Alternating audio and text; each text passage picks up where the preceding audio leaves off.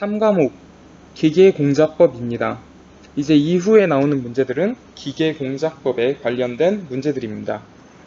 31번 초경합금 문제에 여기 티타늄이나 알루미늄에 관련된 합금 등을 2에서 15 마이크로미터의 두께로 증착하여 내마모성과 내열성을 향상시킨 절삭 공구는 이라고 물어보고 있죠. 초경합금이란 거는 매우 단단한 합금을 의미합니다.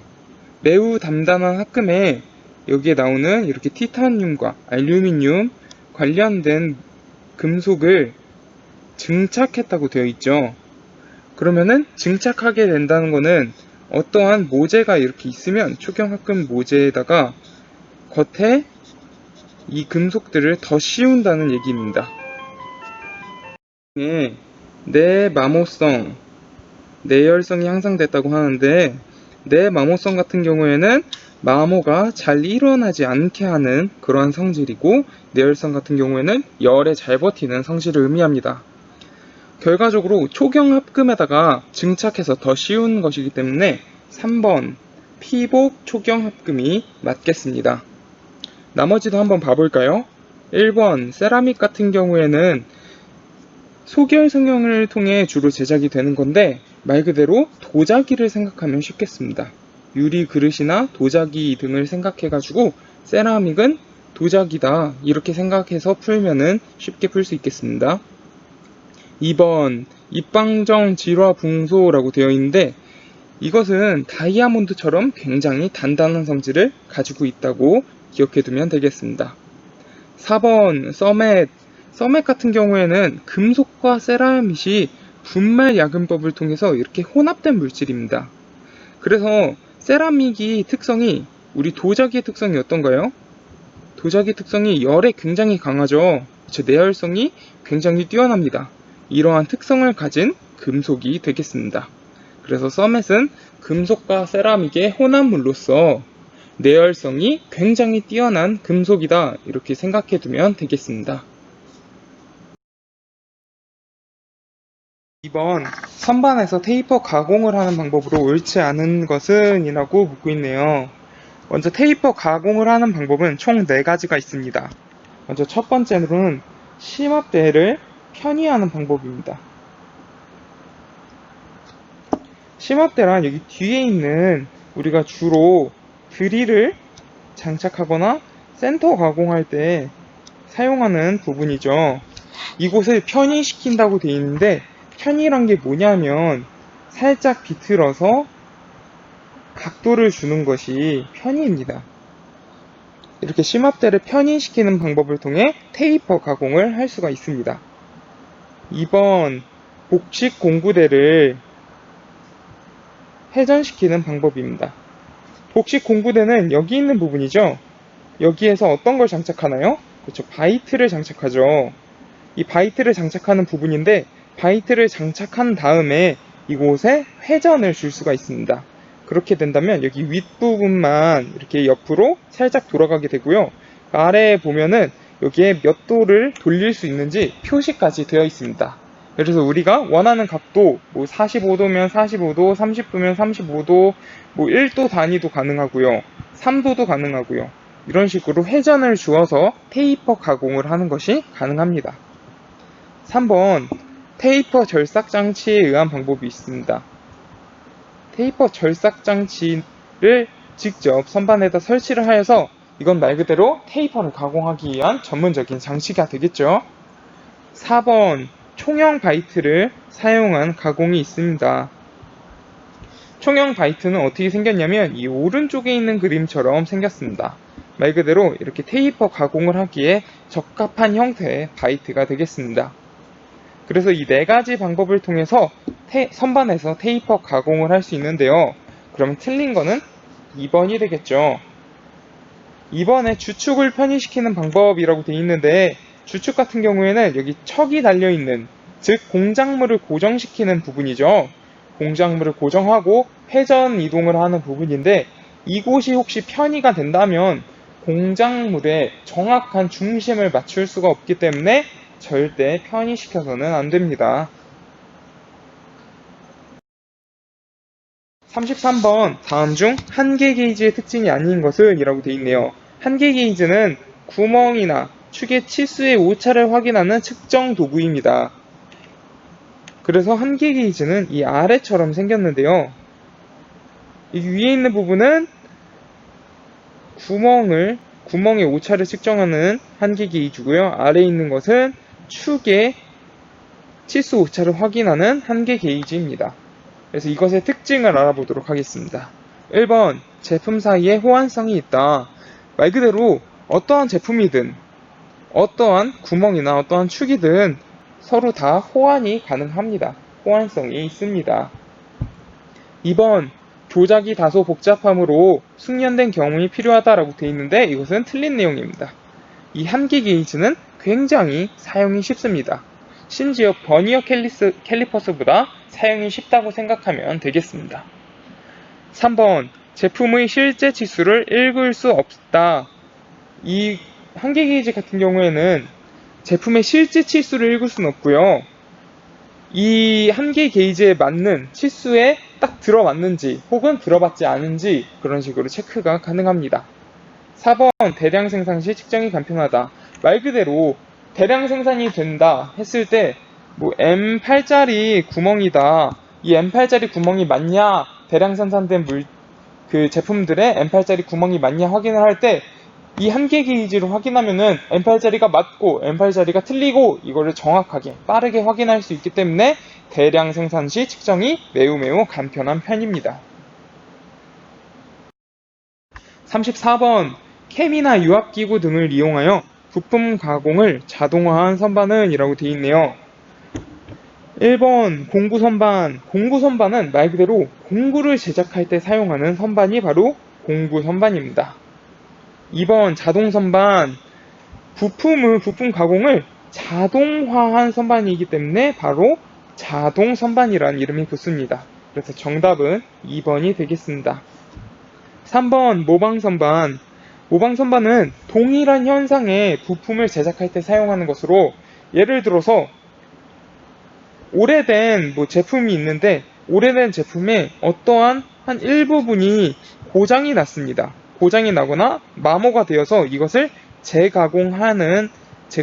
재가공하거나 혹은 새로운 부품으로 교체를 해야 돼요. 그럴 경우에 이 부품을 가지고 와서 모방 선반에서 똑같은 모양으로 가공을 할 수가 있겠습니다. 그것이 모방 선반의 용도입니다. 터릿 선반, 4번의 터릿 선반은 심압대 대신에 터릿을 설치하는데요. 이게 바로 회전 공구대가 되겠습니다. 그래서 간단한 부품을 대량으로 생산하고 싶을 때 사용하는 것이 바로 터릿 선반입니다. 이렇게 선반에는 다양한 종류들이 있고요. 그 다양한 종류들이 어떤 것을 의미하는지 특히 그 선반 앞에 붙는 명칭에 따라 그것이 사용하는 용도가 다르기 때문에 잘 알아놓으면 되겠습니다. 35번, 가공 공구와 가공물의 운동 관계를 설명한 것이다. 다음 내용과 관계없는 가공 방법은 이라고 되어 있네요. 가공물을 고정하고 이송시키며 공구를 회전시키는 공구 운동 방식의 절삭 운동이라고 되어 있네요.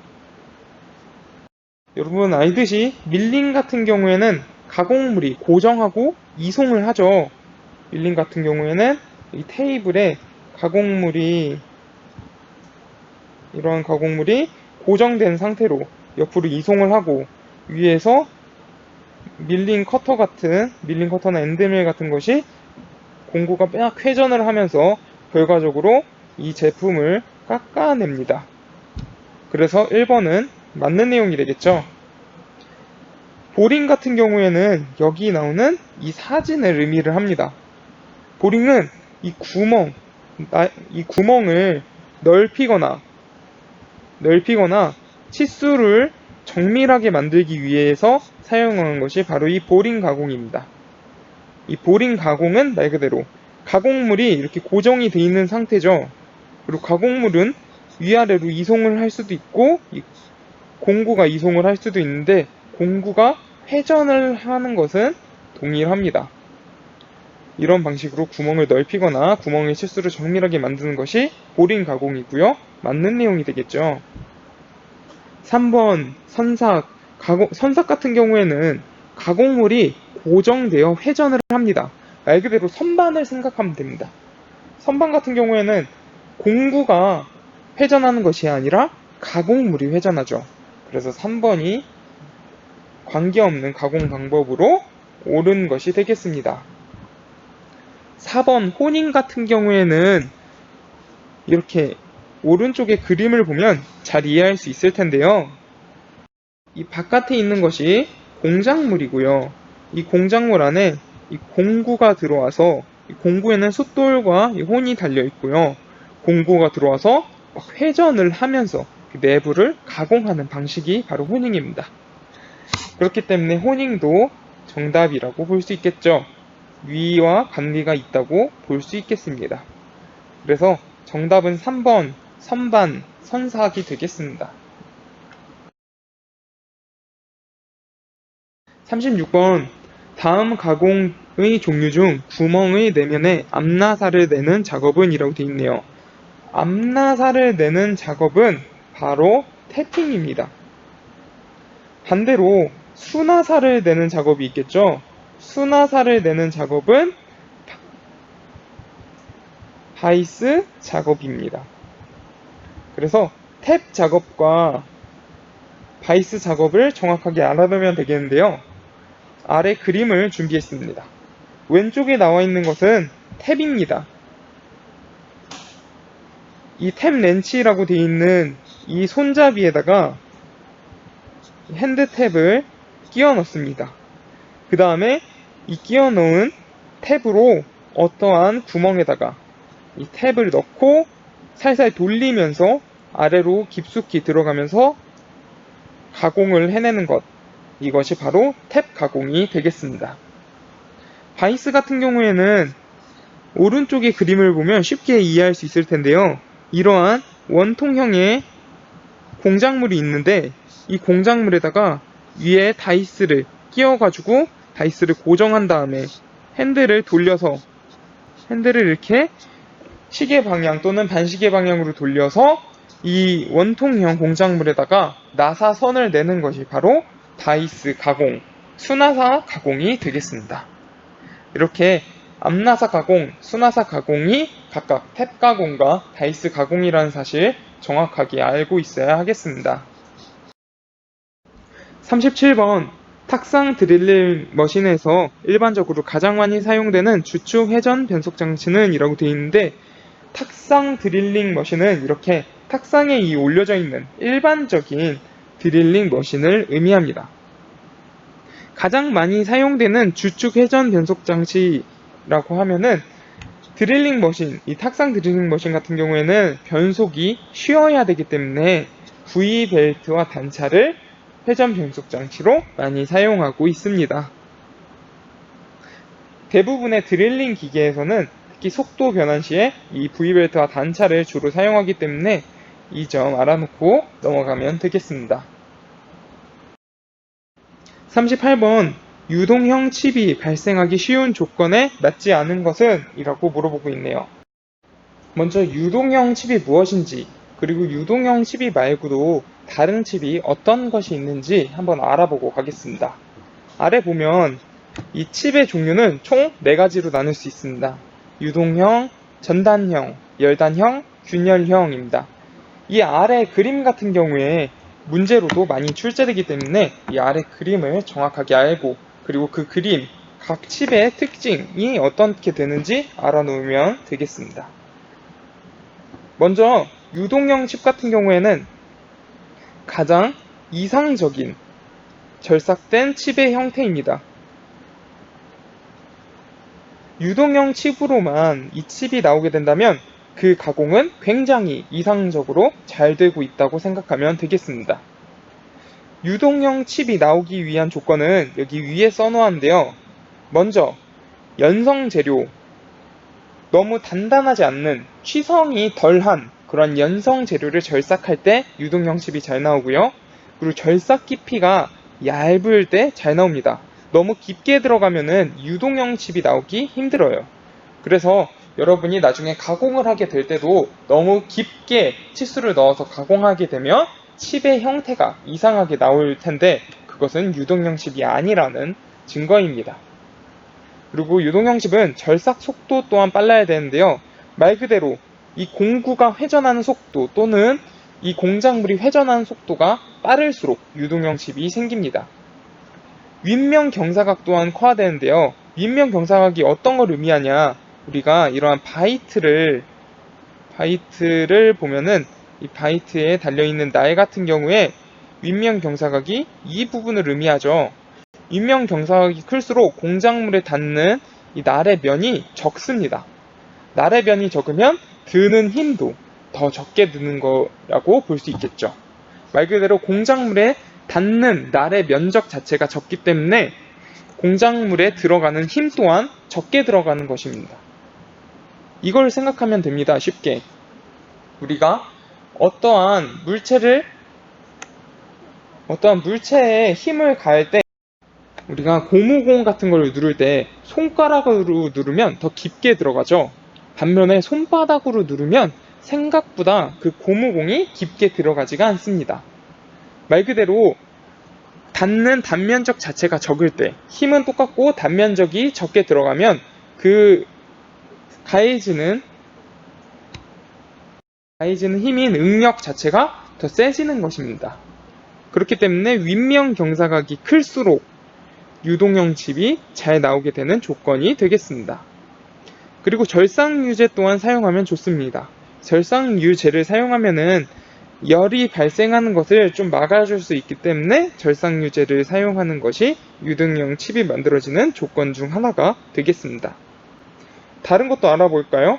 전단형 칩 같은 경우에는 말 그대로 연성 재료를 절삭을 하지만 저속으로 절삭할 때 주로 생기는 것이 바로 전단형 칩입니다. 뿐만 아니라 바이트의 윗면 경사각 또한 적은 편이고 절삭 깊이가 클 때 이러한 전단형 칩이 생기는데요. 전단형 칩이 이렇게 잘려가지고 잘게 여러 개가 튀어나온 때가 바로 전단형 칩이 나올 때라고 생각하면 되겠습니다. 열단형 칩은 위와 같이 생겼는데요. 열단형 칩 같은 경우에는 점성 재료를 절삭할 때 주로 생기는 것이 열단형 칩입니다. 말 그대로 끊기는 것이 덜 하기 때문에 이렇게 늘어지다가 뚝 하고 끊겨 나간다 라고 생각을 하면 되겠습니다. 균열형 칩 같은 경우에는 취성 재료를 저속으로 절삭할 때 생기는 것이 균열형 칩입니다. 말 그대로 연성 재료보다 훨씬 깎인다기보다 잘려나간다 라고 생각을 하면 되겠습니다. 그래서 균열이 생겨서 결과적으로 힘이 이렇게 퉁 하고 치게 되면 이것이 잘려나가는 것이 아니라 충격을 받아서 균열이 일어나서 잘려나가는 것이기 때문에 균열형 칩이 되는 것입니다. 다시 문제로 돌아가서 유동형 칩이 발생하기 쉬운 조건에 맞지 않은 것은 그럼 2번이 되겠죠. 절삭 속도가 빨라야지만 유동형 칩이 발생하기 쉽다는 것 알아두어야 하겠습니다. 39번 절삭유제를 사용하는 목적이 아닌 것은 이라고 되어 있네요. 이렇게 가공을 할 때 절삭유제를 뿌려주게 되는데 이 절삭유제의 작용은 다음과 같습니다. 1번 세척작용, 말 그대로 이 칩이 중간에 막 튀어나오고 비산을 하게 될 텐데 그 칩을 우리가 가공하는 부분에서 치워주는 역할을 하게 되는 이 세척작용을 합니다. 윤활작용, 말 그대로 절삭유제이기 때문에 기름의 상실을 띠고 있습니다. 그래서 가공이 좀 더 매끄럽게 이루어질 수 있도록 윤활작용을 합니다. 3번 냉각작용, 이 가공을 하게 되면 열이 굉장히 많이 발생을 하는데요. 이 절삭유제 같은 경우에는 이 열보다 훨씬 낮은 온도를 가지고 있기 때문에 결과적으로 이 열을 식혀주는 역할을 하게 되죠. 그래서 냉각작용도 맞는 내용입니다. 4번 마찰작용이라고 되어 있는데 마찰작용은 틀린 내용입니다.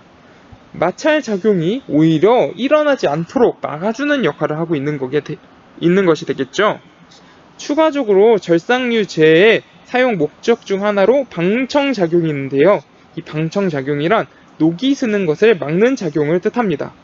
이 가공물을 가공을 했을 때 이렇게 새로 가공된 부분 같은 경우에 공기와 만나게 되면 급격히 산화가 일어날 수가 있어요.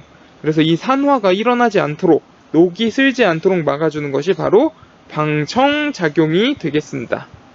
그래서 이렇게 절상유제를 사용하는 목적은 세척작용, 윤활작용, 냉각작용, 방청작용 이렇게 4가지가 있다는 사실 알아놓아야겠습니다. 40번 밀링 머신 중 공구를 수직 이동시켜 공구와 공작물이 상대 높이를 조절하며 구조가 단순하고 튼튼하여 중저활삭이 가능하고 주로 동일 제품의 대량 생산에 적합한 밀링 머신은 이라고 되어 있는데요. 말 그대로 동일 제품의 대량 생산에 적합하기 때문에 생산형 밀링 머신이 정답이 되겠습니다. 말 그대로 동일 제품의 대량 생산에 적합하기 때문에 생산형이라는 명칭이 앞에 붙는 것입니다. 우리가 주로 많이 사용하는 머신 같은 경우에는 이 주축이 이렇게 수직으로 달려 있거나 옆으로 달려 있는 수직 수평형 밀링 머신을 주로 사용하게 되는데요. 그것뿐만 아니라 테이블이 직접 각도를 가지도록 이동하는 만능 밀링 머신 또한 있다는 사실 알아두면 되겠습니다.